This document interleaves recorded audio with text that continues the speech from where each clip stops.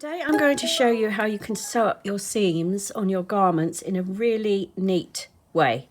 Traditionally, if you were sewing seams, let's assume this is a seam we've got to sew together, the way that my mum taught me and a way that a lot of people learned was to backstitch the seam together.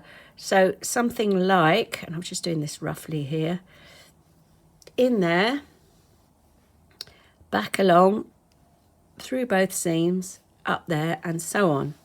And you would just keep going, back stitching all the way along.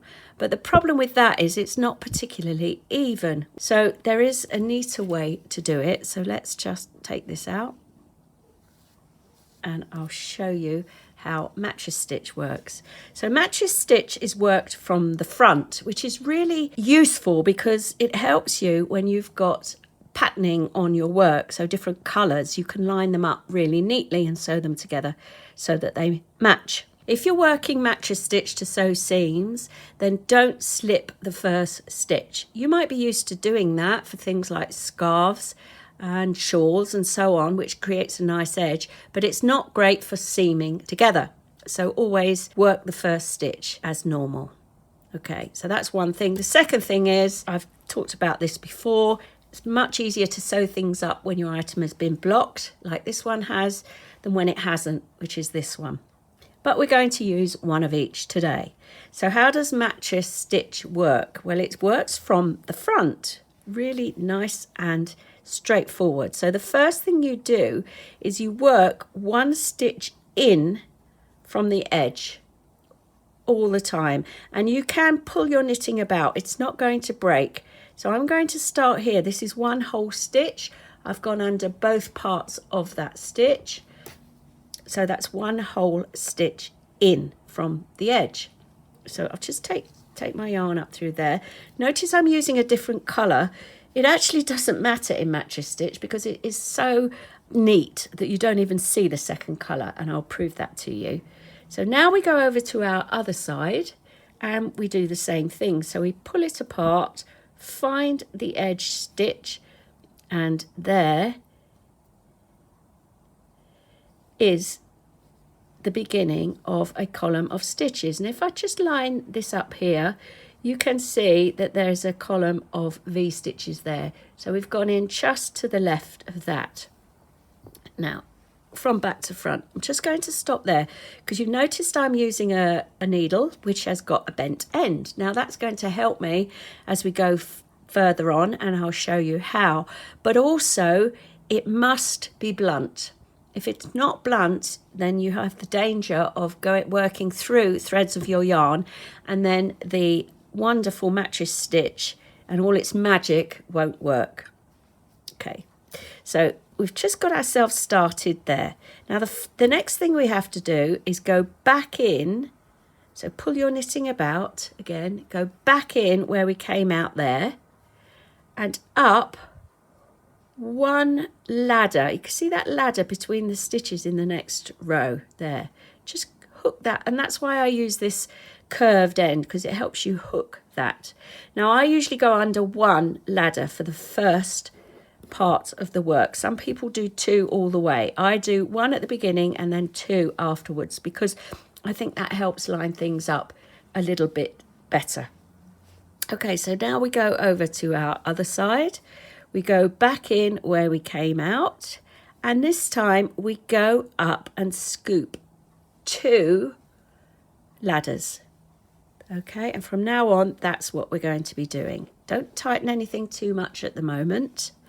So let's just carry on, go back over, pull it apart, find where we came out of. And this is why you need a blunt needle, because if you catch these yarns, then it's not going to close up nicely. Up two ladders, go over to the other one, back in where we came out, and up two ladders. Okay, and we keep doing this. I'll just do one more and then I'll show you what happens after this stage. In there and up two. Okay, so now after a little while, you can do the magic, which I love doing. So I'm going to show you that, and I'm just going to hold this tail here. I'm going to hold these two bits down, and I am going to gently pull.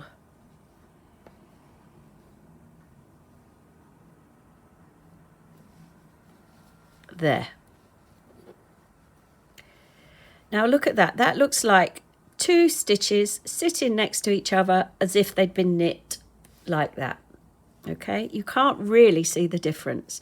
You will see a little bit of this colour here. Normally, obviously, you'd use the same colour, but that can be woven in later. And you may have also noticed that I haven't started right at the bottom. That's deliberate because I don't want to have too many strands of yarn at the top and the bottom. I will weave in the ends later and close up any additional gaps. Okay, now if you want to carry on, just pull it apart slightly, and you can then carry on until you've finished. So pop it over there into that one that we came out of, up 2 strands. Same over here, into that one, and up 2 strands. And we just keep going like that till we reach the top. And gently pull again, and see, it all disappears. So you keep going like that. I wouldn't go right to the top. Like I said before, I would finish off the corners where things are going to overlap later on.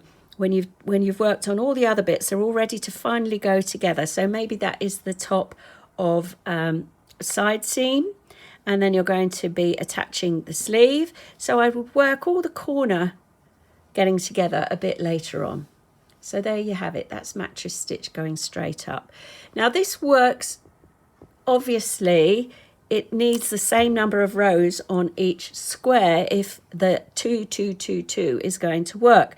Now if you haven't got the same number on each square, let me just pull this out and I'll show you what I would do in that case. You can easily pull mattress stitch out. If you think you've gone wrong, you just pull it out like that. So if you think that you haven't got the same number, just use some pins. Let me just get a few pins here. Pin the bottom together.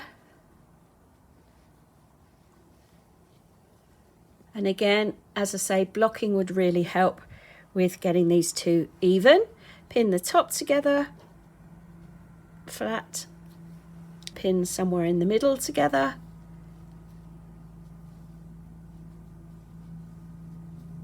And if you find you haven't got the same number of rows on each side, then if you pin together at certain places, you can start to work up to that pin. And if things go a bit skew with, you can, instead of picking up 2 on that side and 2 bars on that side, you could maybe pick up 2 bars on that side and 1 on that side. And that'll help you bring things back into line. You can also use it for top seams, which I'm going to show in the next video.